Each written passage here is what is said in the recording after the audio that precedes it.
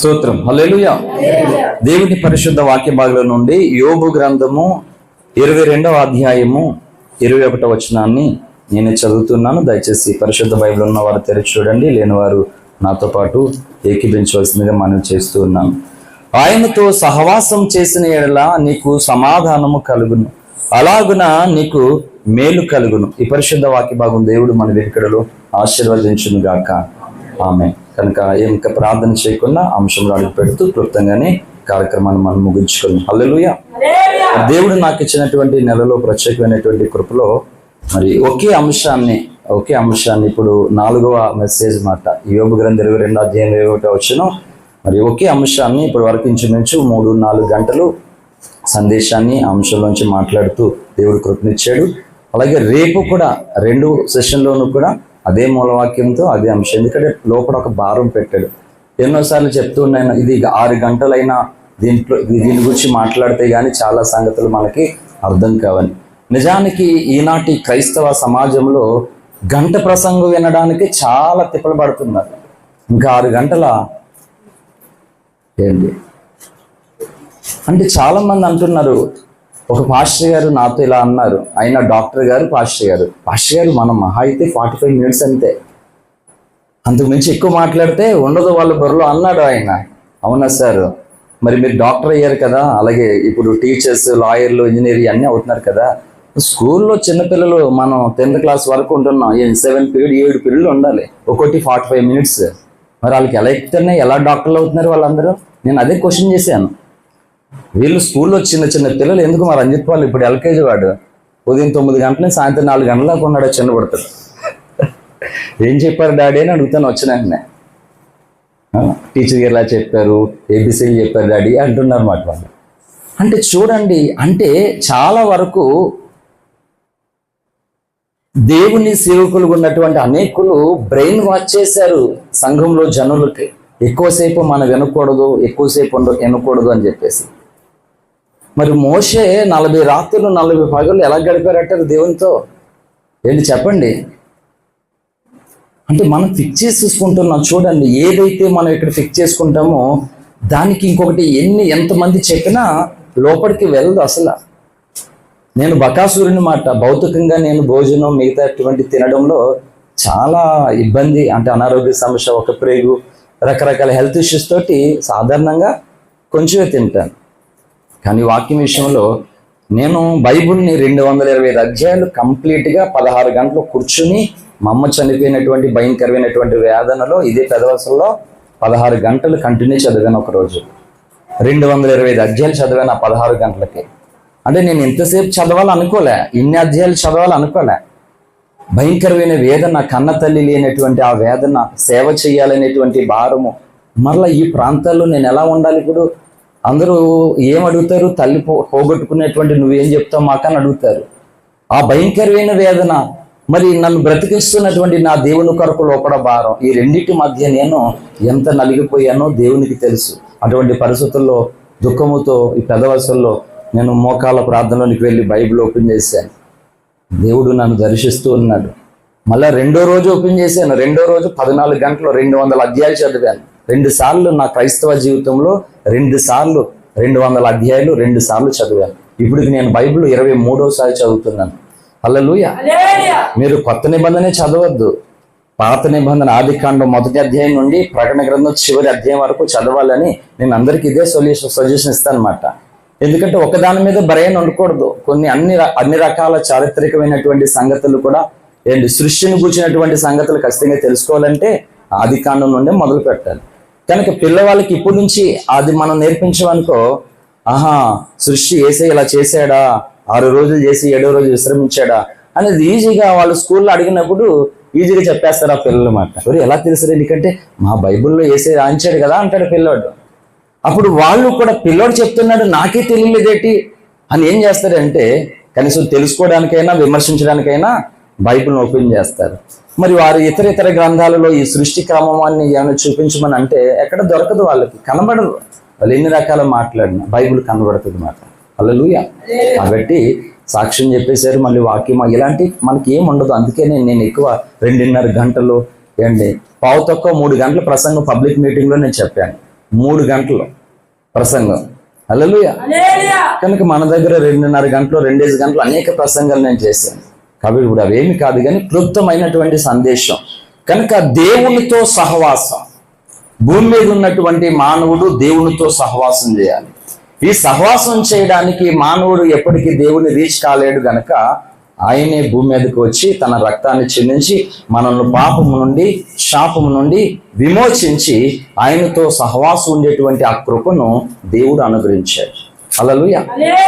అలాగన ఈ 3 మెసేజ్ల్లో నిన్న 2 పగలు రాత్రి, ఈరోజు పగలు 4 సంగతులు చెప్పాను. ఇప్పుడు 5వ సంగతి చెప్తున్నాను. దేవునితో సహవాసం చేయాలి అంటే 5వ సంగతి ఏంటంటే, అపోస్తులైనటువంటి పౌలు గారు ఎఫెసీయులకు రాస్తూ ఆయన చెప్తూ ఉన్నారు ఇలాగన. అందరూ కూడా ఒక మారు పౌలు రాసినటువంటి పత్రికలోనికి వద్దాం. 6వ అధ్యాయము, ఎఫెసీ పత్రిక 6వ అధ్యాయం 15-16 వచనాలు. 5వ అధ్యాయము 15-16 వచనాలు. దినములు చెడ్డవి గనుక మీరు సమయమును పోనీయక సద్వినియోగం చేసుకొనుచు అజ్ఞానుల వలె కాక జ్ఞానుల వలె నడుచుకున్నట్లు జాగ్రత్తగా చూచుకొనుడి. హల్లెలూయా. సంగమా వినాలి. దినములు ఎలాంటివంట? చెడ్డవి అంట. ఈ చెడ్డ దినాలలో మనం ఏం కావాలట? సమయాన్ని, దేవుడు మనకిచ్చినటువంటి ఈ సమయాన్ని, మన ఆయుష్ని, ఈ సమయాన్ని మనం ఏం చేయాలంటే సద్వినియోగం చేసుకోవాలి, మనం ఉపయోగించుకోవాలి, దాన్ని దుర్వినియోగ పాలు చేసుకోకూడదు. కానీ ఈరోజు క్రైస్తవులైనటువంటి మనం నిజంగా చెప్తున్నాను, దేవునితో గడిపేటువంటి సమయం చెప్పండి చాలా తక్కువ ఉంది. మన జీవితాల్లో చాలా తక్కువ ఉంటుంది. ఇప్పుడు సోదరులు తల్లి కోసం వాళ్ళ విషయాలు చెప్పారు. నిజంగానే వాళ్ళ అమ్మగారు అలాగే ప్రార్థన చేశారు వాళ్ళ కొరకు, నాకు కూడా తెలుసు. హల్లెలూయా.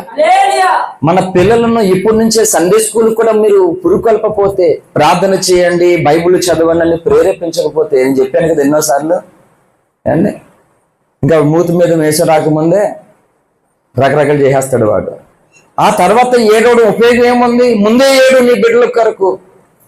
ఆ తర్వాత ఏడవడానికి ఏమి ఉపయోగం ఏమీ లేదు. ఆయన కృప ఇప్పుడే దొరకాలని ఇప్పటి నుంచి మనం ఏడవడం మొదలు పెడితే ఆ పిల్లవాడు కూడా మారుతాడు. ఏంటి, నా తల్లి నా కొరకు ఏడుస్తుంది, ఎందుకు ఏడుస్తుంది అని కనీసం అలాగైనా అర్థమవుతుంది చిన్నప్పటి నుంచి. ఇంకా పెద్దోళ్ళు అయిన తర్వాత ఏడిస్తే పట్టించుకోరు అసలు. ఎందుకంటే వాళ్ళ ఆలోచనలు, ఈ లోకం, వాళ్ళ ఉద్దేశాలు, సహవాసాలు, ఇష్టాలు చూసుకొని తల్లిదండ్రులు పట్టించుకోరు వాళ్ళు. ఇంకా మన చేతిలో ఉంటుంది కానీ మనం ఏడవాలి. నేను ఏం చెప్తున్నానంటే మెసేజ్ ద్వారా దేవునితో మనం గడపాలండి. దేవునితో గడపడానికి మనం సమయాన్ని ఇవ్వం మనం ఆయనకి. నిజం చెప్పండి, అందరూ ప్రార్థనలో ఎంత సమయం మీరు గడుపుతున్నారు? 24 అవర్స్లో వాక్యముతో ఎంత సమయం మీరు గడుపుతున్నారు?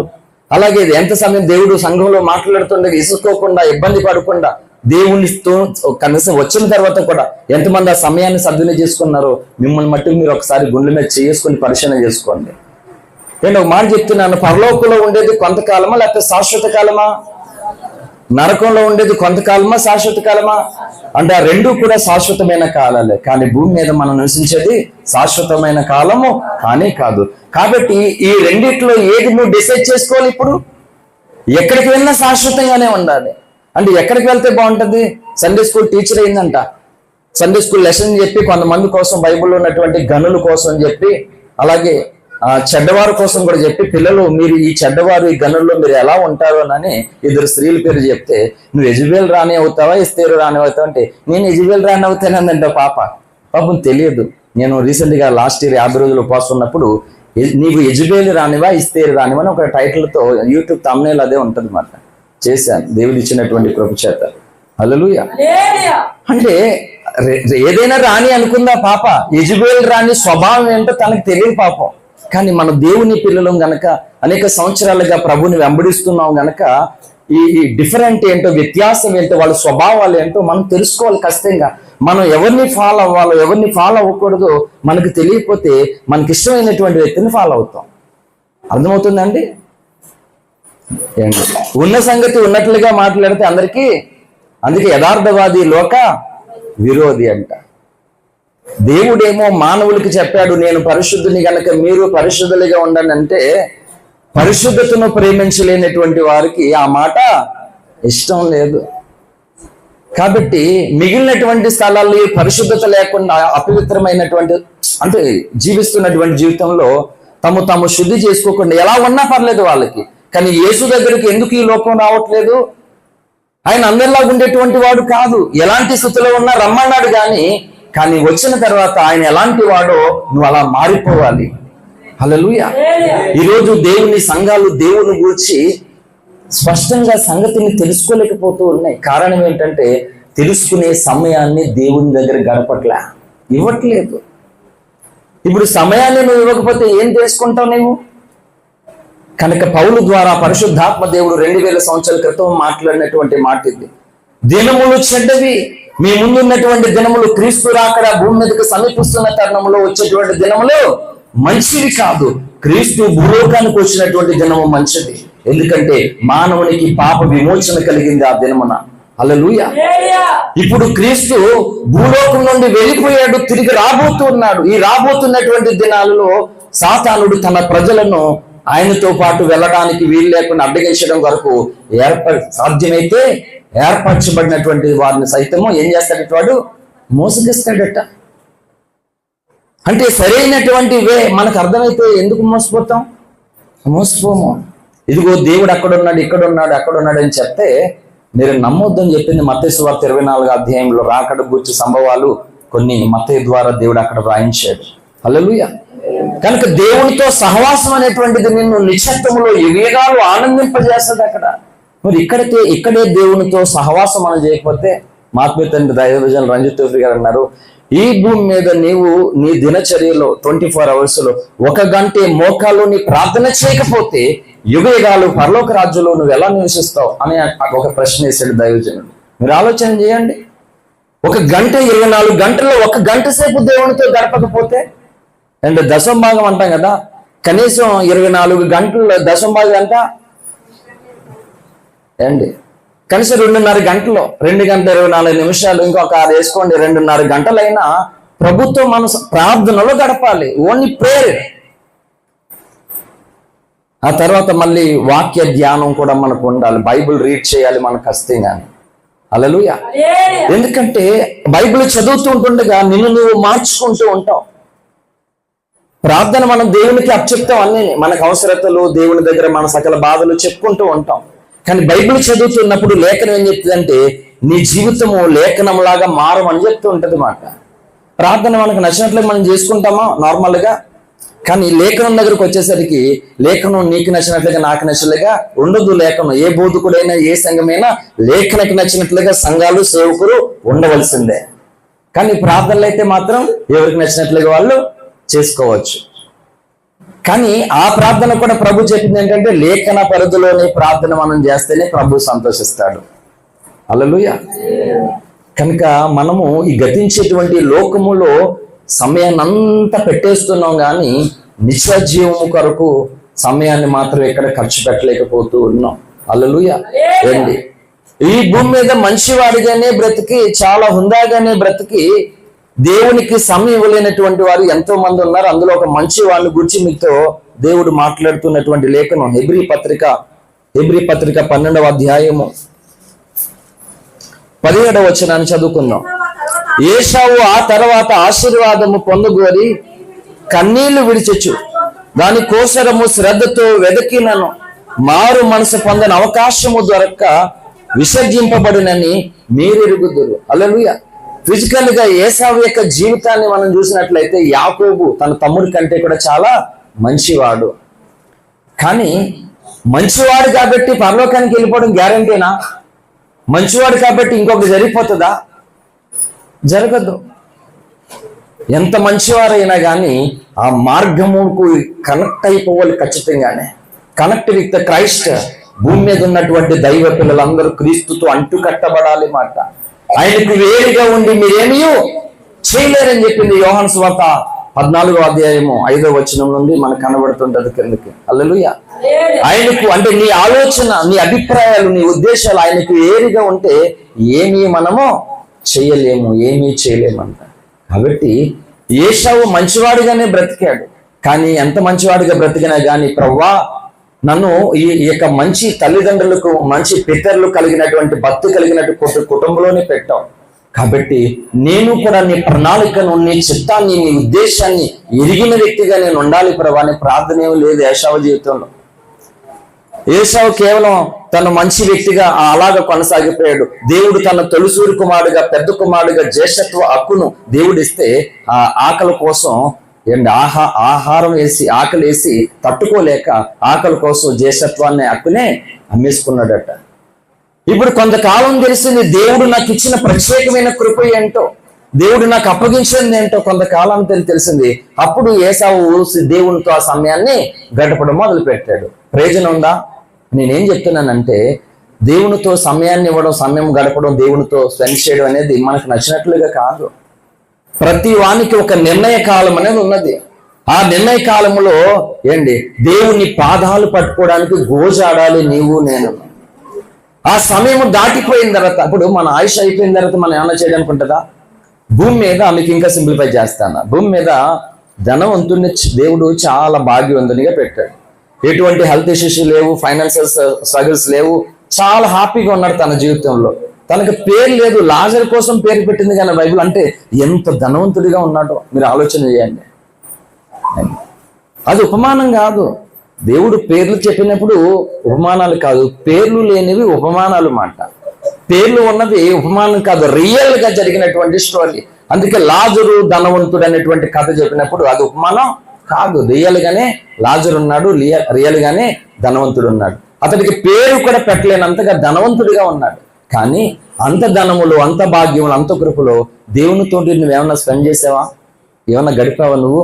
దేవా నాకు ఈ భాగ్యం ఇచ్చావయ్యా, నేను నీ కొరకు వాడబడాలి, నేను నీకు ఉపయోగపడాలి, ఏదోలాగా నీ పనిలో నేను పాత్రగా ఉండాలి, నీ నామం పేరట నేను ఏదో ఒకటి చెయ్యాలని ఏమన్నా ఆశ ఉన్న తనకి ఏమీ లేదు. అయ్యగారి ప్రార్థన ఎక్కడ మొదలెట్టాడు? ఎక్కడికి? పాతాళానికి. నరకానికంటే ముందు పాతాళానికి వెళ్తారు. భక్తులేమో పరదేశకు వెళ్తారు. ఆ తర్వాత తీర్పు తర్వాత అనీతిమంతులేమో నరకానికి, నీతిమంతులేమో పరలోకానికి వెళ్తారు. సో ఈ అయ్యగారు పాతాళానికి వెళ్ళిన తర్వాత అక్కడ గుర్తొచ్చింది ఈయనకి, 5 అన్నదమ్ములు ఉన్నారంట భూమి మీద. ఇన్ని 5 అన్నదమ్ములు రక్షణ కొరకు ఎప్పుడైనా ఏడ్చావా? ఏడలా. ఇప్పుడు నరకంలో ఉన్నాడు, వంకేం లేదు, ఈ వంకెట్టుకుని కిందకు వచ్చేద్దామని. పశ్చాత్తాపం మార్మల్స్ కూడా కాదు అది. మీరు ఆలోచన చేయండి. నేను చెప్తున్నాను, ఏదో సామెత ఉంటారు, దీపం ఉండగానే ఇల్లు. అంటే లోకంలో అనేక సామెతలు వచ్చినవి, కొంచెం అందులో కొంచెం ఆత్మీయతలు, కొన్ని అర్థాలు ఉన్నాయి ఈ ఆయుష్, ఈ ఊపిరి, ప్రాణం ఉంటుండగానే నీళ్లు చక్కబెట్టుకోవాలి. హిజ్కియాతో అదే మాట్లాడింది 2వ రాజుల గ్రంథం 20వ అధ్యాయంలో. చూడొద్దు, 1 నుంచి 5 వచనాల్లో మనకు కనపడుతుంది. హిజ్కియా నువ్వు మరణం అవుతున్నావు కనుక నీళ్లు చక్కబెట్టుకోమని యెషయా ప్రవక్త వచ్చి తనకు వార్త అందించాడు. వెంటనే మాట చెప్పి యెషయా ప్రవక్త రిటర్న్ లోనికి వచ్చాడు. ఆ రాజు యొక్క నడుముశాలలోనికి వచ్చాడు. అంటే సెంట్రల్ పాయింట్, కేంద్ర బిందువు. అందులోకి వచ్చేసరికి ఈలోగా ఆయన గౌడ తట్టు తిరగడం, కన్నీళ్లు విడవడం, దేవుడు వెంటనే రిప్లై ఇవ్వడం, మళ్ళీ యెషయాతో దేవుడు మాట్లాడడం, మళ్ళీ రిటర్న్ బ్యాక్ పంపించడం. విచిత్రంగా జరిగిపోయింది. దేవుడు కొన్నిసార్లు వెంటనే ప్రార్థనకు జవాబులు ఇస్తాడు, కొన్నిసార్లు సంవత్సరాలకి జవాబు రాదు. చిన్న మనసులో నా సాక్ష్యం చెప్పడానికి 18 సంవత్సరాలు పట్టింది నాకు. హల్లెలూయా. 18 సంవత్సరాలు అంటే నేను ఎలా ఉన్నానో ఇంట్లో వాళ్ళకి కూడా తెలియదు. 7th క్లాస్ వరకు కూడా ప్రేగు తీసి చచ్చిపోయి ఆరోగ్యం బ్రతికాడు, హాస్పిటల్ ఆపరేషన్ అయింది, అంతవరకే తెలుసు కన్నతలతో సహా. మిగిలినటువంటి 6 సంవత్సరాలు నరకయాతన, అలాగే చదువుకున్నాను డిగ్రీ వరకు, ఎవ్వరికీ తెలియదు. 5 సంవత్సరాలు నిద్రలేని రాత్రులు గడిపాను. ప్రతి దేవతకి, దేవుడికి చిన్నప్పటి నుంచి తాత ముత్తాతలు నేర్పించినటువంటి ప్రతి దేవత, దేవుడు పేరెట్టి నాతో మాట్లాడండి, నాకు మనశ్శాంతి ఇవ్వండి, లేకపోతే నన్ను చంపేయండి. నిద్రపోకుండా రాత్రి మగలెట్టి మళ్ళీ మార్నింగ్ స్కూల్కి తాళరేవు సంత మార్కెట్గా నడుచుకుంటూ అలాగే వెళ్ళేవాళ్ళు. రిప్లై లేదు, ఏమీ లేదు. చెప్తున్నాను, నరక వేదన అనిపించాను, భయంకరమైనటువంటి ఆక్రందన, మనశ్శాంతి లేదు, ప్రశాంతత లేదు. దేవుని కృపను బట్టి దేవుడు అలా రక్షణ భాగ్యం ఇచ్చాడు. చెప్పచ్చు సాక్ష్యం, ఏముంది అక్కడ చెప్పడానికి? ఆ 18 సంవత్సరాల్లో ఎన్నో భయంకరమైనటువంటి పోరాటాలు. ఈ 18 సంవత్సరాల్లో ఎంతో నాకు ఈ భూమి మీద అత్యవసరమైంది, శ్రేష్టమైంది, నేను ఏమి సాధించాలి ఈ భూమి మీద, నేను ఏది కలిగి ఉండాలి, ఏది పొందుకోవాలి, దేని కొరకు నేను ప్రయాసపడాలి, దేని కొరకు నేను బ్రతకాలి, దేని కొరకు నా ఊపిరి ఆపేవలసి వస్తే దేని కొరకు ఆపాలి? ఎన్నో ఇలాంటి ప్రశ్నలకు ఆన్సర్ వెతుక్కున్నాను నేను. హల్లెలూయా. బైబిల్లో నీ ప్రతి క్వశ్చన్స్కి ఆన్సర్ ఉంది బైబిల్లో. చాలా మంది క్రైస్తవులు బైబిలే లేకుండా చర్చకు వస్తారు. నేను ఎప్పుడు ఇష్టపడిన అలాంటి స్వభావంతో ఉన్నటువంటి వ్యక్తులను.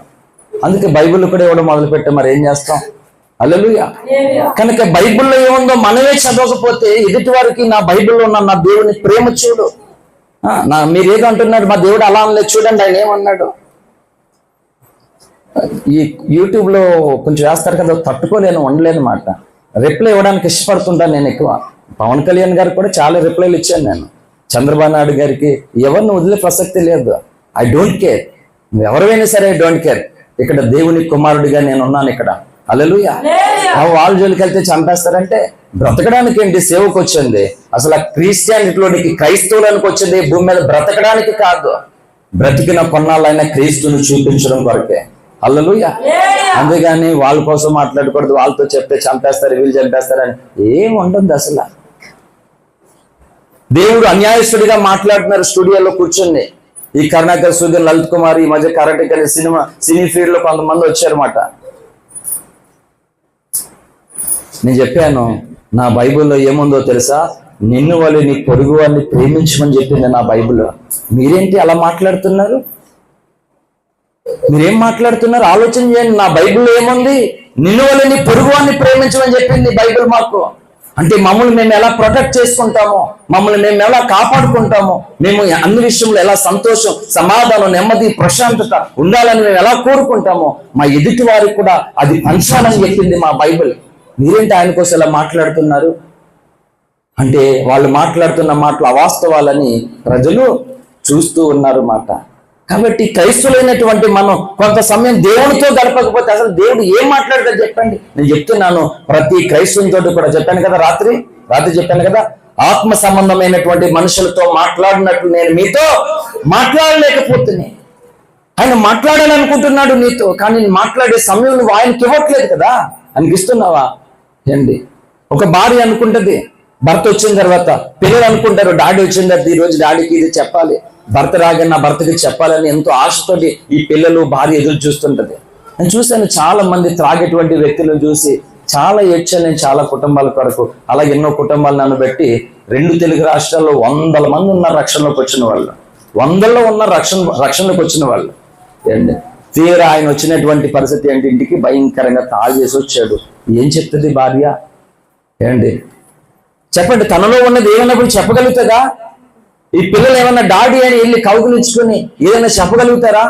అంటే అది ప్రేమైనా, బాధ అయినా ఏదైనా వ్యక్తపరచుకోవడానికి అవకాశం లేని స్థితిలో ఆ వ్యక్తి ఉన్నాడు. ఈ రోజు చెప్తున్నాను, మన ప్రాణప్రియుడైనటువంటి యేసయ్య తన భావాన్ని, తన భావజాలాన్ని మనతో పంచుకోవాలనుకుంటుండగా చాలా మంది ఐఎమ్ వెరీ బిజీ నౌ, నేను ఖాళీ లేదేసయ్యా, తర్వాత చెప్తే లేకపోతే పక్కింటి వాళ్ళు వెళ్ళు, ఆయన ఎక్కడికి వెళ్ళి ఇంటికాడ ఖాళీగా కూర్చుంటాడు. పాస్టర్లు ఖాళీగా ఉండి ప్రార్థనలు పెడతారని అనుకుంటున్నారు. నేను చెప్తున్నా, ప్రతి నెల ఉపవాస ప్రార్థన అంటే మాటలా. ఈ స్పైనల్ కార్డ్ ఇప్పుడు హైదరాబాద్ నుంచి 2021 అప్పుడే స్వస్థత పొందాను నేను. హైదరాబాద్ నుంచి ఒక మ్యారేజ్, ఒక ఎల్బీ నగర్లో మ్యారేజ్ అటెండ్ అయ్యి రిటర్న్ జర్నీలో వస్తుంటే లారీ కొట్టేసింది కోదాడ దగ్గర. మొత్తం నుజ్జు అయిపోయింది. శ్రీకృష్ణ ట్రావెల్స్ యానం బస్సు పై నుంచి, పై బర్త్ నుంచి కింద పడిపోయాను నేను. ఇప్పటికీ స్పైన్ ప్రాబ్తో నేను మోకాలు వేసిన ఉపవాసం ఉన్నా. యాక్చువల్లీ ఉపవాసాలు ఉన్న ఎవరికైనా సరే హెల్త్ ఇష్యూ ఉన్నప్పుడు ఈ బోన్స్ పెయిన్ వస్తుంటుంది అన్నమాట ఎక్కువ. ఇది ఇంకా చాలా ఇంత లావు ఆసుపత్రి ఉన్నది, ఇది పెయిన్ తోటి. మోకాలు వేసిన అంతే, నేను నిలబడిన బైక్ డ్రైవ్ చేసినా అంతే వస్తుంది అన్నమాట. ఇప్పుడు ఎలా రెస్ట్ తీసుకోవాలి చెప్పండి? ఎలా రెస్ట్ తీసుకోవాలి? ఇంక దేవుడే నాకు రెస్ట్ ఇస్తాడు. కొన్నిసార్లు ఏంటంటే బాగా బలహీనమైపోయి మనిషి మంచి కదలేకుండా ఇస్తాడు, నాకు అర్థమవుతుంది. అప్పుడు ప్రభు నాతో కొన్ని విషయాలు మాట్లాడతాడు. దుష్టుడు అనుకుంటాడు, ఈయన్ని బాగానే బలహీనపరిచి ప్రార్థనకి వెళ్లకుండా చేశాను అనుకుంటా. పిచ్చోడు వాడు మాట. నేను ఇంకా ఎక్కువ ప్రత్యక్షత పొందుకుంటాను మంచం మీద ఉంటే. అలాగని కావాలని ఒళ్ళుకోబెక్కి మంచం మీదకి వెళ్ళడం కాదు అది. ఏంటి ఎలా తిరుగుతుందో మీరు చూస్తారు. ఇంకా మన బ్రెయిన్ దగ్గర బ్లడ్ క్లాట్ అయ్యింది. ఎంత ఇంకా 1 నెల మొత్తం, మే నెల ఆ ఉపవాస ప్రార్థనలు ఆప్ చేసామంటే మీరు ఆలోచన చేయండి ఎంత నేను బలహీనం. కూర్చోలేను, మంచం మీద కూడా పడుకోలేను, ఏ ఫోన్ అటెండ్ చేసేది లేదు, భయంకరంగా తిరిగేస్తుంది, చెమటలు వచ్చేస్తుంది, ఇంకా ఊపిరి ఆగిపోతున్నంత పెయిన్ పాట. నిజమే, ప్రార్థనలు ఆగిపోతున్నాయి ప్రభా, ప్రార్థనలు ఆగిపోతున్నాయి అని చెప్పేసి నేను చాలా బాధపడ్డాను. నా degree first year degree discontinue అయినప్పుడు ఏమండి చాలా బాధపడ్డాను. అప్పుడే నా హెల్త్ ఇష్యూ ఇన్ని సంవత్సరాలుగా నేను ఈ బాధపడుతున్నానని ఇంట్లో మొత్తం సంఘానికి అందరికీ అప్పుడే తెలిసిందన్నమాట. అప్పుడు సువన్ రాజు అని బొడ్డు వెంకటపాలెం వచ్చి నన్ను చర్చికి తీసుకెళ్ళేవారు మాట. అంటే అక్కడున్నా సరే నేను ఏదో అలాగే వెళ్ళిపోడు దేవుని మందిరానికి అని చాలా బాధ ఉన్నాను. పక్క చదువు పోయింది, రెండోది స్వార్థ ప్రకటించే అవకాశం పోయింది. ఇప్పుడు అందరూ నన్ను అయ్యో బాబు చుచ్చు అంటారన్నమాట. అందరూ నేను ఏం మాట్లాడిన ఆయన కోసం. టోటల్ గా నా జీవితంలో మోగవాణి అయిపోయినటువంటి పరిస్థితి అది. ఏం చేయాలో అగమ్య గోచరం మాట. దేవుడు మళ్ళా తన కృప చేత నన్ను దర్శించాడు. దుష్టుడు నన్ను అవహేళన చేస్తున్నాడు, నన్ను బంధించానని, దేవుని పనిలోకి వెళ్లకుండా ఓడించానని సంతోషపడుతున్నాడు. ఆ సంవత్సరం నా డిగ్రీ డిస్కంటిన్యూ సంవత్సరం 4 సార్లు బైబిల్ చదివాను. మొత్తం ఓఫిరిగా రాసినటువంటి పుస్తకాలన్నీ అప్పుడే చదివేశాను నేను. అప్పుడు ఇంకా మొండిగా ఇంకా బండగా తయారైపోయిన ఆ సంవత్సరం. అంటే 6 సంవత్సరాల తర్వాత నా అనారోగ్యం అందరికీ తెలిసిపోయింది. ఇప్పుడు ఒక వ్యక్తికి నేను స్వార్థ ప్రకటించలేను. ఎందుకంటే నేను యేసయ్య కోసం మాట్లాడడానికి మొదలే వాళ్ళందరూ అయ్యో ఇన్ని సంవత్సరాలు బాధపడ్డావరా, మీ నాన్న ఉన్నప్పుడు నీతో బాధపడ్డాడు, మీ అమ్మ కష్టపడింది, మళ్ళా ఈ రోగం నీకు దాపరిచ్చిందా, ఇంక ఏం మాట్లాడినప్పుడు ఇంకా నా మాటలు రావు నోట్లోంచి. అటువంటి పరిస్థితి. దుష్టుడు అలా తీసుకుని వస్తే ప్రభు 4 సార్లు బైబిల్ చదివని కూర్చుండే. చాలా మంది ఖాళీగా ఉండి ఏం చేయాలో తెలియక ఒక్కరు మీటింగ్లు పెట్టుకుంటున్నారు అన్నమాట. ముసలమ్మ ముచ్చట్లు కట్టి పెట్టమని చెప్పింది బైబిల్. తిమోతి పత్రికలో పౌలు చెప్తున్నాడు అన్నమాట. అంటే ముసలమ్మ ముచ్చట్లు అంటే వయసు అయిపోయిన ముసలు కూర్చొని మాట్లాడేవి కాదు. అంటే పూర్వకాలంలో అలాగే పెద్దవాళ్ళు కూర్చుని మాట్లాడుకునేవారు. ఇప్పుడు మొత్తం ఇది అందరిలోనికి వచ్చేసింది అన్నమాట. ఇది నీకు ఈ భూమి మీద ఉంటుండగా నీకు అవసరమైనటువంటి సంగతులు తెలుసుకోవడం కొరకు నీవు దేవునితో సమయాన్ని గడపాలి. నీవు ఖచ్చితంగా మాట్లాడతాడు. ఇప్పుడు చెప్పండి మీరందరూ, మన దేవుడు మాట్లాడేవాడా మాట్లాడినవాడా? నమ్ముతారా అందరు? పక్క చెప్పి నమ్ముతారా లేదా? ఖచ్చితంగా మరి మాట్లాడే దేవుడు. నువ్వు ప్రార్థనలు ఉపక్రమించి ప్రభువా నీ స్వర వినాలనుకుంటున్నాను, నాకు అగమ్య గోచరంగా ఉంది, నా జీవితంలో అడుగు పెట్టడానికి అవకాశం లేదు నా తండ్రి, నేను ఎవరితో మాట్లాడలేను, నా ముఖం ఎవరికి కనబరచలేని స్థితిలో ఉన్నాను, నువ్వు నాతో మాట్లాడితే తప్ప నేను ముందుకు సాగలేను ప్రభువా, నాతో మాట్లాడు దేవా అని నీ గదిలో మొరపెట్టి కన్నీరు కాచి కొంత సమయాన్ని ఆయన దగ్గర గడిపితే చెప్పండి ఉత్తరం ఇవ్వడా? ఆయన ఉత్తరం ఇవ్వడంటారా? గడపట్లేదు ఆయనతో చాలా మంది ప్రజల్లో. నేను చెప్తున్నాను, ఈ భూమి మీద దేవునితో మనం గడపడకంటే అంత శ్రేష్టమైనది ఏమీ లేదు. సోదరులు చెప్పినట్లుగా ఏ వృత్తిలో మనం, ఏ పనిలో, ఏ ఉద్యోగులు, ఏ వ్యాపారాలు ఉన్నావో అది చేసుకో. నేను ప్రతిసారి కూడా చెప్పాను, ఈ భూమి మీద మనం ఉంటుండగా మన కుటుంబ విషయాల పట్ల చక్కటి బాధ్యత కలిగినటువంటి వ్యక్తిగానే ఉండాలి. కుటుంబాన్ని నిర్లక్ష్యం చేసేటువంటి వ్యక్తిగా, కుటుంబంలో ఏ ధర్మాన్ని, ఏ బాధ్యతను కలిగినటువంటి వ్యక్తిగా మనం ఉన్నామో 100% ఆ బాధ్యతను నువ్వు అన్ని విధాలుగా నెరవేర్చాలి. అట్ ద సేమ్ టైం నీవు మరొక కుటుంబానికి సొత్తు, నువ్వు నిత్య జీవానికి నిర్ణయింపబడినటువంటి వ్యక్తి. ఆ కుటుంబంలో నీకు ఉన్నటువంటి నీ పాత్ర కొరకు నువ్వు ప్రార్థన చేయాలి. ఆ కుటుంబంలో అనేకులు జాయిన్ అవ్వడం కొరకు, అనేకల రక్షణ కొరకు కూడా ప్రభు సన్నిధిలో నువ్వు గోజాడాలి. భూమి మీద ఉన్నటువంటి సంఘాలన్నీ కూడా దేవునితో గడపడం మొదలు పెడితే బలమైన ఉజ్జీవం, మొదటి శతాబ్దంలో ఆదిమ సంఘము చూపించిన బలమైన ఉజ్జీవము ఈ 21వ శతాబ్దంలో ఈ సంఘాలు చూపించగలుగుతాయి మాట. హల్లెలూయా. ఇప్పుడు ఉజ్జీవాలు లేవు సంఘంలోనూ. ఏ వాక్యాలు తక్కువయ్యా, ప్రార్థనలు తక్కువయ్యా, యూట్యూబ్, ఫేస్బుక్, ట్విట్టర్, ఇన్స్టాగ్రామ్ మొత్తం అన్నిట్లోనూ కూడా. వీళ్ళ ఇంటికి వెళ్ళినప్పుడు ప్రతిరోజు 7 గంటలకి ఆర్ఆర్కే మూర్తి గారు రేడియో టీవీ ఛానల్ రేడియోలో వీళ్ళింటికడే వినేవాడిని. ఆర్ఆర్కే మూర్తి గారి వాక్యం మాట 7 గంటలకు వచ్చేదైంది, ప్రేమ ద్వారా ఏదో ప్రోగ్రాంలో. హల్లెలూయా అండి. అప్పుడు రేడియోలో కనిపించేవారు చెప్పే దైవజనుడు ఎలాంటి వాడు ఏం తెలియదు మనకి నార్మల్ గా. ఇప్పుడు మొత్తం అన్ని విధాలుగా బోళ్ళు కూడుకులు జరుగుతుంది కదా. అవునా కదా? ఇది వరకు అంటే గత కాలంలో కంటే ఇప్పుడు ఆటోమేటిక్ గా అన్ని సంఘాలలోనూ ప్రార్థనలు ఎక్కువయ్యాయి కానీ తక్కువ మాత్రం కాలేదు. కానీ ఇన్ని ప్రార్థనలు ఎక్కువ అవుతుండగా దేవుని శక్తి తక్కువ అవ్వాలా, ఎక్కువ అవ్వాలా? ఎక్కువైనప్పుడు మరి సంఘాల్లో జనులు నిర్జీవంలో ఎందుకు ఉండిపోయారు? జీవించుతున్న పేరు మాత్రమే ఉన్నది కానీ మృతులుగా ఎందుకు ఉండిపోయారు అంటే పైనుండి శక్తి పొందే వరకు ఏం చెప్పింది అపోస్తుల 1:8 నుంచి నిలిచి ఉండాలట నువ్వు. అప్పుడు దేవుడు తన ఆత్మాభిషేకాన్ని కుమ్మరిస్తాడట. మనం ఏం చేసుకుంటున్నాం తెలుసు? ప్రార్థన గదిలోకి వెళ్ళడం, ఏసైకి ఏదో చిట్టి చిలకమ్మ అమ్మ కొట్టింది అన్నట్టుగా అప్పచెప్పేసుకోవడం, మళ్ళీ వచ్చాడనమాట. ఇలాగ అయిపోతుంది కాదు. ప్రభు వస్తాడు ప్రార్థనా గదిలోనికి, ఆయన పర్మిషన్ తీసుకుని వెళ్ళాలి మనం బయటికి. వెంటనే వెళ్ళిపోవడం కాదు. ప్రభువా ఇగో నాతో మాట్లాడయ్యా, నేను ఈరోజు నీకు చాలా విషయాలు చెప్పాలనుకుంటున్నాను తండ్రి, సంఘాల కోసం, లేకపోతే సమాజాల కోసం, లేకపోతే నా పర్సనల్ లైఫ్ కోసం నీతో చాలా మాట్లాడాలి యేసయ్యా. నువ్వు వినకపోతే ఎవరు వింటారు నా మాట? ఇప్పుడు బలహీనంగా ఉన్నా మనం లాంటి వాళ్ళు ఎవరితోటైనా మాట్లాడితే వింటారు ఎవరైనా? చెప్పండి, ఎవరిని వింటారా? కానీ మన ప్రభు వింటాడట. అంటే చూడండి ఎంత ప్రేమో. మన ఇంట్లో చిన్న చిన్న పిల్లలు మాట్లాడతారు కదా, పెద్దోళ్ళు ఎన్ని మాటలు మాట్లాడుతున్నా కలిగిన తృప్తి, ఆనందం మన ఇంట్లో చిన్న చిన్న పిల్లలు మాట్లాడుతుంటే ఎంత తృప్తో. నిజంగానే మా వసంత్ ఇప్పుడే 2 సంవత్సరాలు పూర్తయినాయి. మా అమ్మ నా పట్ల ఎలాంటి కేరింగ్ 2 సంవత్సరాల వయసులో నాకు చూపెడుతుంది నా కూతురు. ఇప్పుడు నిజంగానే నన్ను బాబు బాబు అంటది. నేను భోజనానికి కూర్చోడైనా డాడీ కూరైనా, నిజంగా చెప్తున్నాను. నేను అనుకుంటాను యేసయ్య నాకు నిజంగా అమ్మ కావాలి ఆడపిల్ల కావాలని ఎంత ఆరాటపడ్డాను, ఇచ్చాడు. 2 సంవత్సరాల పిల్లలు నిజంగా చెప్తున్నాను దేవుని ఎదుట. ఇంకా అంటే మా అమ్మ బ్రతుకున్నటువంటి దినాల్లో నా పట్ల ఎలాంటి కేరింగ్ ఉందో, నేను భోజనం చేయడానికి కానీ ఆమె ఎలా ప్రవర్తించేదో, ఆ చిన్నపిల్ల అలాగే నేను కూర్చున్నానంటే అది వస్తుంది ఎక్కడి నుంచి అయినా సరే వచ్చి అక్కడ ఏదైతుందో డాడీ కూరైనా అది తినేది నాకు పెడుతుంది, నోట్లో పెడుతుంది. ఎంత ఆనందం. అమ్మ గోరు ముద్దలు తినలేకపోయాను, అమ్మ ప్రేమను పోగొట్టుకున్నానని బాధ వేదన పడుతుంటే ఇగో ఈ పాప రూపంలో ఆ బాధ నాకు దూరం చేస్తున్నాడు దేవుడు. హల్లెలూయా.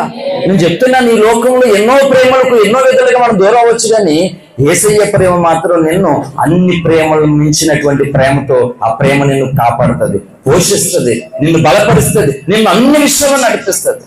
కాబట్టి ఏసావు ఆ తర్వాత ఆశీర్వాదం పొందగోరు ఏం చేస్తున్నాడు అయ్యగారు? కన్నీళ్ళు కార్చేస్తున్నాడట. కన్నీళ్ళు ఎప్పుడు కార్చాలి? చేతులు కాలిన తర్వాత ఆకులు పట్టుకునే ప్రయోజనమా? కాళ్ళకు ముందే పట్టుకోవాలి కదా.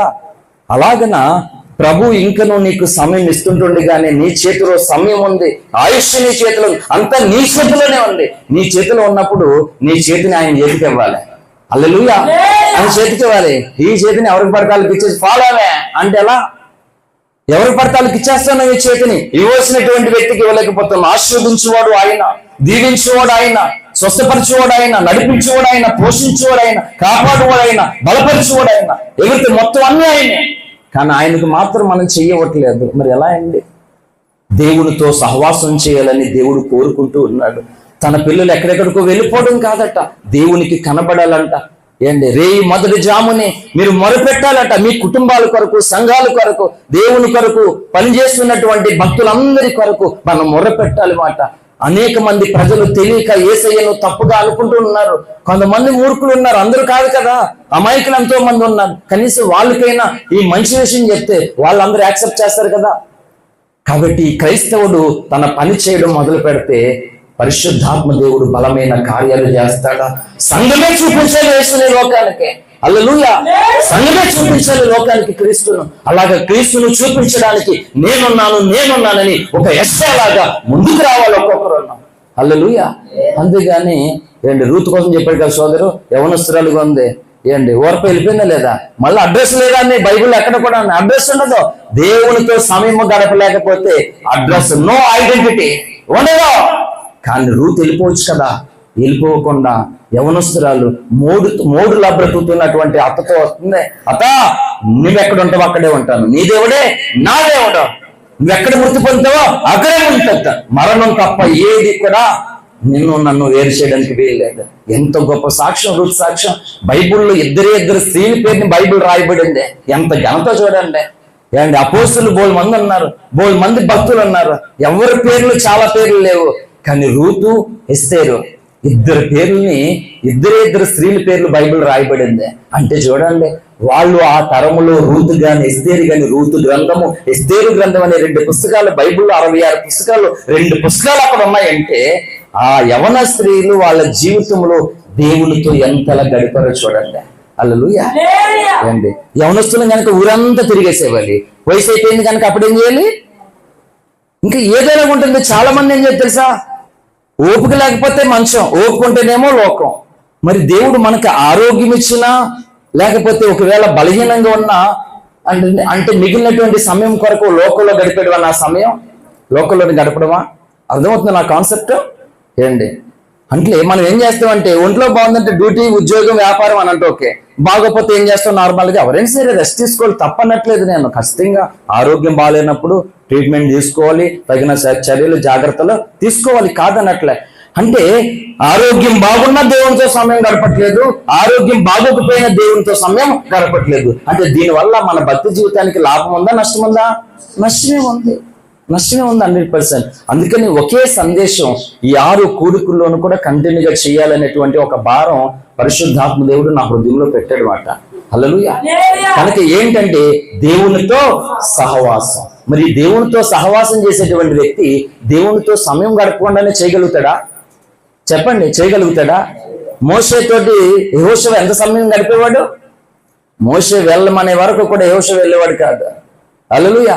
భక్తులందరూ కూడా అంతే, బోల్డ్ సమయం గడిపారు వాళ్ళందరూ కూడా. అందుకే భక్తులయ్యారు వాళ్ళందరూ కూడా. మనం దేవునితో సమయం గడపకుండా, దైవజనుడితో సమయం గడపకుండా, సంఘముతో సమయం గడపకుండా మనం ఎలాగైపోతాం? ఇంకొకటి అవ్వలేమో. అలాగే నువ్వు ఆయనతోటి ప్రార్థనలోను వాక్యములోను నువ్వు సమయాన్ని గడుపుతూ ఉంటుండగా దేవుడు ఏం చేస్తా తెలుసా? నీకు సమాధానం కలగజేస్తాడు. అంత మాత్రమే కాదు, ఖచ్చితంగా ఒక బ్లెస్సింగ్ అనేటువంటిది ఖచ్చితంగా ఇస్తాడు దేవుడు. హల్లెలూయా. నీకు మేలు కలగజేస్తాడట. ఆ మేలు ఎలాంటిదంటే నువ్వు ఊహించలేనటువంటి మేలు. సోదరుని అన్నాను నేను, అన్నా అంటే నీ కొరకు నా మట్టుకు కొంతే నాకు తెలుసు కదా, తర్వాత మీరు ఎదుర్కొన్న పరిస్థితులు అన్నీ నాకు తెలియదు. కాబట్టి సాక్ష్యానికి మీరు ఏమైనా కొంచెం మ్యాటర్ ఏమైనా చెప్తే నేను అందు మీద తమ్మునేల మీద వచ్చేలాగా చేస్తానంటే, తమ్ముడు నీకు అనిపించింది చేశాను. మీరు చూడండి, ఆ తమ్మునేళ్ళు ఏమో పెట్టాను.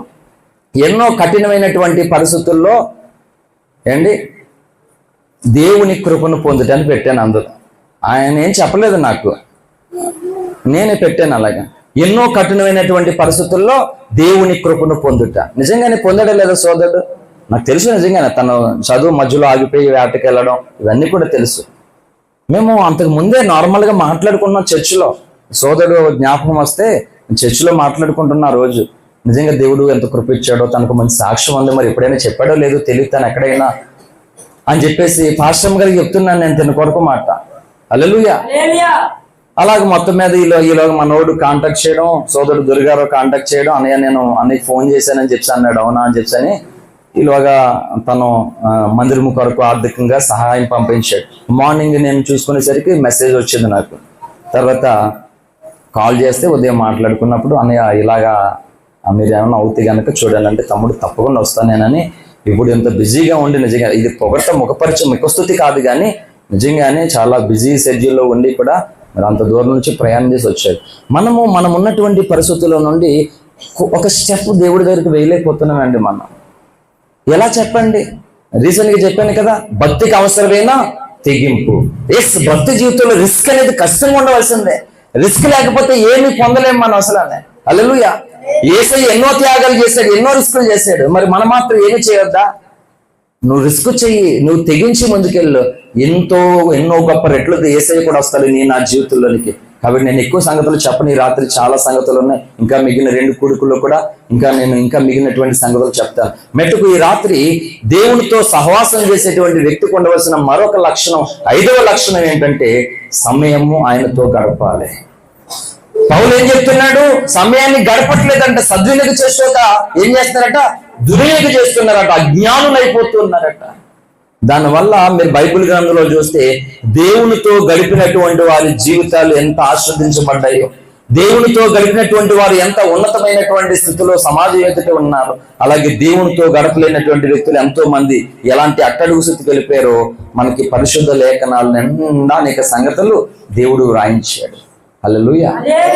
ఏంటి ఇందులో ఉన్న సంగతులు కూడా తెలుసుకోకపోతే చెప్పండి, అది జ్ఞానమా అజ్ఞానమా? అది ఖచ్చితంగా బోల్డ్ మంది బోధకులు ఉన్నారు. ఏంటి బోల్డ్ మంది బోధకులు ఉన్నారు, బోల్డ్ వాక్యాలు బోధిస్తున్నారు. బైబిల్ ఉంది, అన్నిటినీ పరిశీలన చేయండి, వాక్యాన్ని వినండి, కంపేర్ చేసుకోండి. కనుక మన ఆలోచన విధానాన్ని కూడా మనం చేంజ్ చేసుకున్నప్పుడు, ఆయనతో గడుపుతున్నప్పుడు చెప్పాడు కదా తన సాక్షిలో, సండే స్కూల్ చెప్పి మళ్ళీ వర్షిప్కి వెళ్ళి ఖచ్చితంగా 2 గంటలు అలా చదువుకుంటూ మళ్ళీ దేవుని దగ్గర గడిపేవాళ్ళం అని. నువ్వు వేటకి వెళ్ళినా, ఉద్యోగానికి వెళ్ళినా, వ్యాపారానికి వెళ్ళి ఏం చేసినా, ప్రియ తల్లి చెల్లి సోదరుల 2 చేతులు జోడిస్తున్నాను. 6 గంటలు కంటిన్యూగా ప్రార్థన చేసేవాడిని బ్లడ్ మోషన్స్తో. రవిశంకర్ గారు డాక్టర్ గారు మీరు అడగండి, MSN చార్టీస్ దగ్గర మెడికల్ వేలో బ్లడ్ లాస్ అయ్యేటువంటి పర్సన్ ఎట్టి పరిస్థితుల్లో ఫాస్టింగ్ అనేది ఉండకూడదు. అసలు మెడికల్ చరిత్రలోని బ్లడ్ లాస్ అయ్యే పర్సన్ ఫాస్టింగ్ ఉండడానికి వీల్లేదు. 20 సంవత్సరాలు ఫాస్టింగ్ మానలేదు నేను. 20 సంవత్సరాలు ఉపవాసం కంటిన్యూగా ఉండి 2 పాయింట్ల రక్తంతో ఉపవాసాలు ఉండి కొండలెక్కి వీధులు తిరిగి స్వార్థ చేసి ఆన్లైన్ ప్రార్థనకి వెళ్ళి నా ప్రేయర్ టైము 6 గంటలు కంటిన్యూగా ఉండేది. 6 గంటలు అనేక వందల సార్లు రాత్రులంతా భోజనం మానేసి తెల్లవారు వరకు ఒంటరిగా ప్రార్థన చేసుకునేవాడిని. ఇవన్నీ ప్రార్థన ఎన్నిసార్లు చెప్పాను, తండ్రి నా శరీరంతో నా కుటుంబానికి కూడా నేను ఉపయోగపడలేనటువంటి స్థితి, నా శరీరం నాకే సపోర్ట్ చేయట్లేదు, చాలా పెయిన్ వస్తుంది, కానీ ఎందుకు నీ కృప నాకు ఇచ్చావు, రక్షణ భాగ్యం నాకు ఇచ్చావు, ఇది నీ కొరకు నేను వాడాలయ్యా, నేను నీకు ఉపయోగపడాలి ప్రభా. రక్షణ పొంది ఏ పని చేయకుండా నేను అలాగే ఖాళీగా ఉండిపోవడానికి వీల్లేదు, నన్ను వాడుకో ప్రభా, నీకు ఉపయోగపడాలి ప్రభా. కనీసం నా పరిస్థితి ఏంటంటే సేవకుడు కూడా వెళ్ళలేను నేను, ఎందుకంటే బాడీ సపోర్ట్ చేయదు, నా వల్ల కాదు. కొంతసేపు అక్కడ వాకింగ్ చెప్తుండే కానీ నేను అక్కడ ఉన్నాను అనుకో, ఎంత నరకమా నిజం చెప్తున్నాను, ఒక ప్రసవేదనే. ఇంకా ఆ ప్రార్థనలో ఉన్నానంటే కనీసం మొండిగా ఉండిపోతాను, ఎలాగైనా చాలా బాధపడాలి. ఏజెన్సీ వార్తకి వెళ్ళొచ్చు అన్నా 2-3 రోజులు బోల్డ్ నరకం అని పిలిచాడు, భయంకరంగా బ్లడ్ పోయేది. అసలు నేను స్వాతికి వెళ్ళినప్పుడు ఎంత ప్రాబ్లం ఉందో నాతో ఉన్న వాళ్ళు ఎవరికి తెలియదు, ఎందుకంటే 6 సంవత్సరాల వరకు నేను పేసిందనే సంగతి ఎవరికి తెలియదు. పక్కన వాళ్ళతో అలాగుండే. దేవుడు దొరికిన తర్వాత ప్రతిదాన్ని చెప్పి నేను, తండ్రి నువ్వు ఎందుకో రక్షణ ఇచ్చావు నాకు, అంటే ఈ రక్షణ ద్వారా ఏదో ఉందో మొత్తం మీద, అది నాకు అర్థం కావట్లేదు, కాబట్టి చెప్పేసయ్యా నేను ఇలాగే ఉండిపోకూడదు, నేను ఎందుకు పనికి రాకపోతే ఎందుకు ఈ భూమి మీద, నన్ను తీసుకెళ్ళిపో ప్రభు. అనేకులు నా కొరకు కన్నీరు కారుస్తున్నారు, నేను హాస్పిటల్లో ఉంటే చూడడానికి వస్తున్నారు, వాళ్ళ కష్టము వాళ్ళ కన్నీరు వృధా అయిపోతుంది, అలా అయిపోవడానికి వీళ్ళు తీసుకెళ్ళిపో. అలాగైతే ఏ పని లేకపోతే నేను నీకు ఉపయోగపడకపోతే నన్ను ఇంక తీసేసుకో ప్రభా, లేకపోతే నన్ను వాడుకో ప్రభా. ఇదే ప్రార్థన చెప్తున్నాను దేవునితో. సోదరి సోదరులారా, ఈ కడవరి కాలంలో, ఈ చెడ్డ దినాలలో నువ్వు దేవునితో సమయాన్ని గడపగలిగితే ఏమో తెలుసా, ఈ చెడ్డ దినాలని దేవుడు నీకు మంచి దినాలుగా మార్చేస్తాడు. హల్లెలూయా.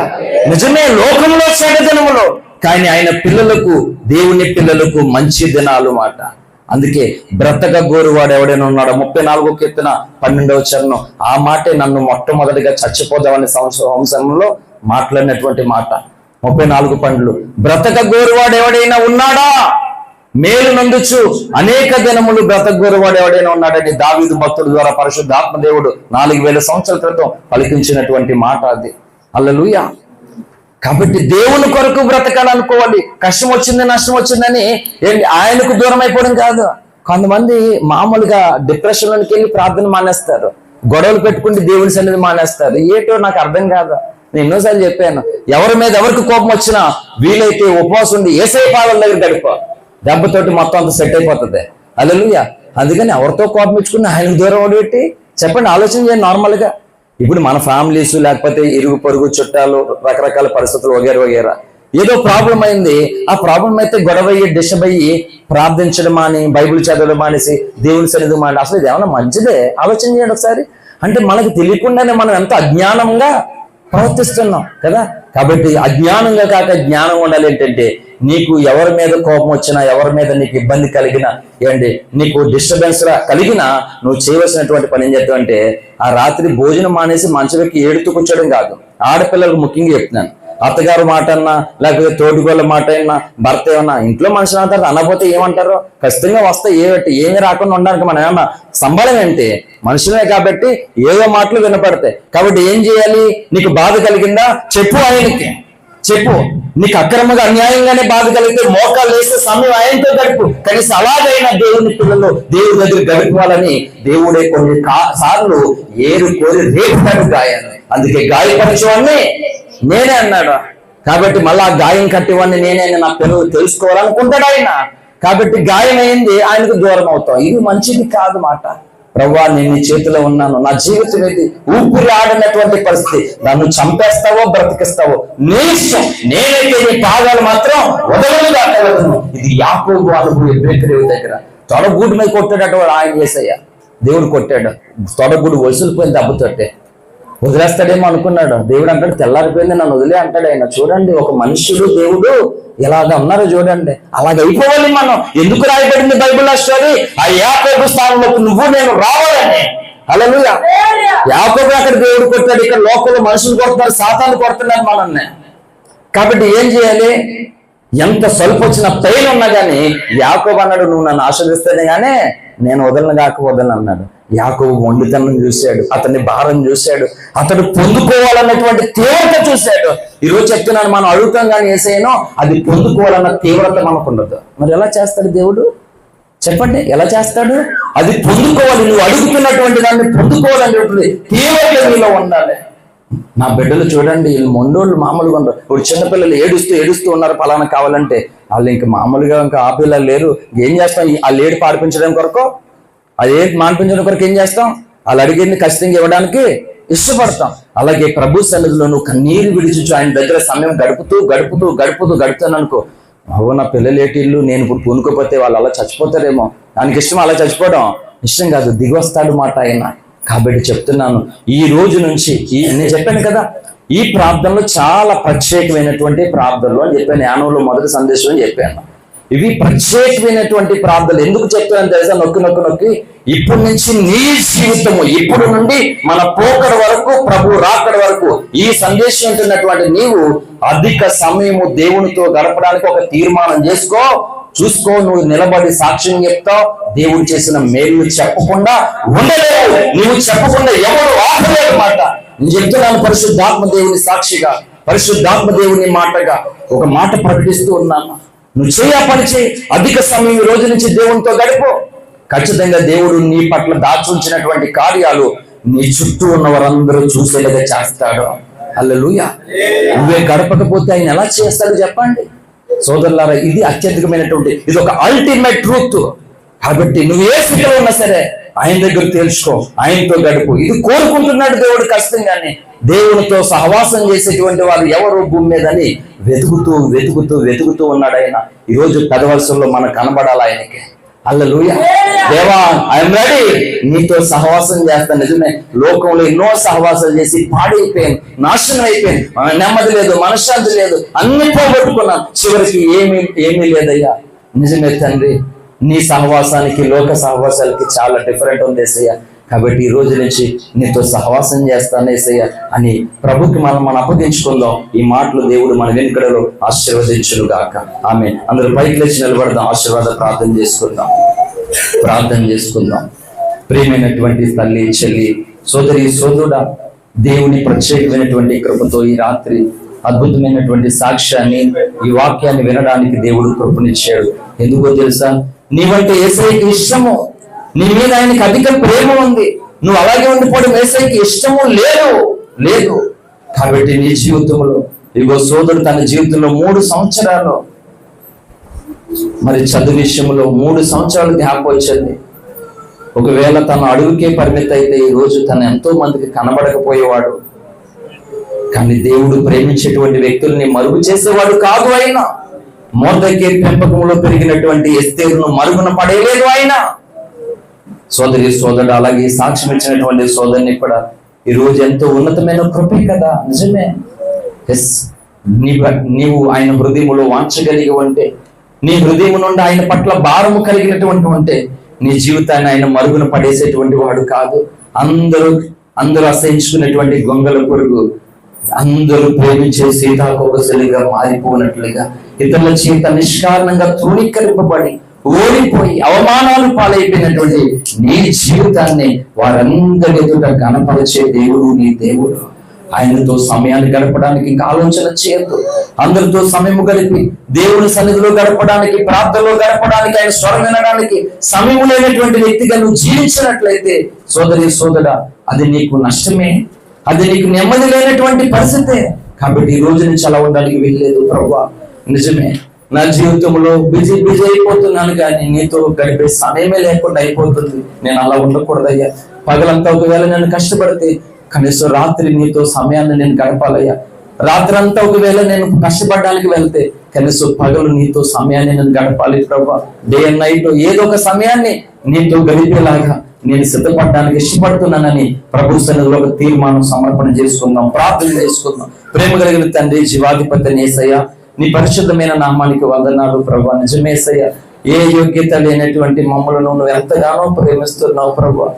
దేవా, నీ కృప మా మీద ఉన్నది కనుక నీకు స్తోత్రాలు నాయన. దేవా, నా తండ్రి, ఈ రాత్రి ఇగో ఈ 3 దినాల ఆత్మీయ సహవాస కోరికలు ప్రభువా, అయ్యా 2 దినాలు ఎంతగానో ప్రభా అయ్యా కంప్లీట్ అవ్వడానికి నువ్వు కృపనిచ్చావు తండ్రి. అయ్యా నీకు స్తోత్రాలు. రాత్రి సాక్ష్యము అలాగే ఇప్పుడు సహోదరుడు ద్వారా అయా ఈ సాక్ష్యము అయ్యా తండ్రి నువ్వు మాకు అనుగ్రహించావు, వినబుద్ధినిచ్చావు తండ్రి. అనేకులకి ప్రభా ఆనందాన్ని, ఆయా ఆదరణ, నెమ్మది, ఆశీర్వాదాన్ని నాయన మీరు అనుగ్రహించారు ప్రభా. కాబట్టి తండ్రి ఈ మాటల చేత ఒకరినొకరు ఆదరించుకొని ఒకరినొకరు పురుకొల్పుకొని ప్రభా అయ్యా మా విశ్వాస యాత్రలో ముందుకు సాగిపోతున్నాయి తండ్రి.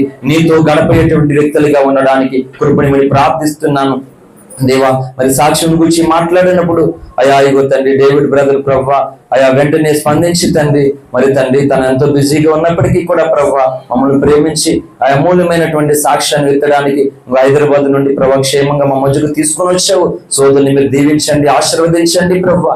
ఇంకును ప్రభా అనేకులకి నైనా యజమానుడిగా ప్రభా, నాయకుడిగా ప్రభా ఇంకా నీ కుమారుని తండ్రి మీరు గణపరచమని, ఆశీర్వదించమని, ఉన్నత స్థితిలో నిలబెట్టమని తండ్రి ప్రార్థిస్తున్నాను. తన ద్వారా అనేకులకి మేలు కలుగునట్లుగా, అనేకులు ప్రభా ఉన్నతమైన స్థితిలో తన పెట్టి నిలబడినట్లుగా నీ కుమారుని ఇంకును ప్రభా అయా నీ పెద్దల అధికారులతో పాటు నిన్ను కూర్చున్న పెడతానని నువ్వు బైబిల్ గ్రంథంలో వాగ్దానం చేశావు ప్రభా. అలాగే నీ కుమారుని ప్రభా ఇంకును ఉన్నత స్థితికి నడిపించి తన ద్వారా బలమైన కార్యం చేయమని తనకిచ్చిన తల్లిని అయా ఇగో భార్యను, పిల్లలను మీరు ఆశీర్వదించండి తను కోరుకున్నారు. తన తండ్రి కూడా ప్రభా అలాగుండడం నాయన ఇగో వారికి ఇష్టం లేదు కనుక అయా వారి తండ్రి కూడా అయా ఇగో చక్కటి బిడ్డలను అయా కుటుంబాన్ని దేవుడు నాకు ఇచ్చాడని అయా పరిపూర్ణ ఆలోచన, మారు మనసు కలిగి ప్రభా మిగిలిన శ్రేష్ఠ జీవితాన్ని అంతా అయా భార్య బిడ్డలతో అయా నీతో గడిపేటువంటి వ్యక్తిగా తను ఉండడానికి ప్రభా తన హృదయాన్ని మీరు తెరవమని ప్రార్థిస్తున్నాను ప్రభా. తన హృదయంలో కూడుకుంటున్నటువంటి ఆ కాఠిన్యాన్ని తొలగించి ప్రభా అయా తనకి నూతన మనసు, నూతన స్వభావాన్ని కలుగు చేయమని తండ్రి ప్రార్థిస్తున్నాను. తిరిగి మళ్ళా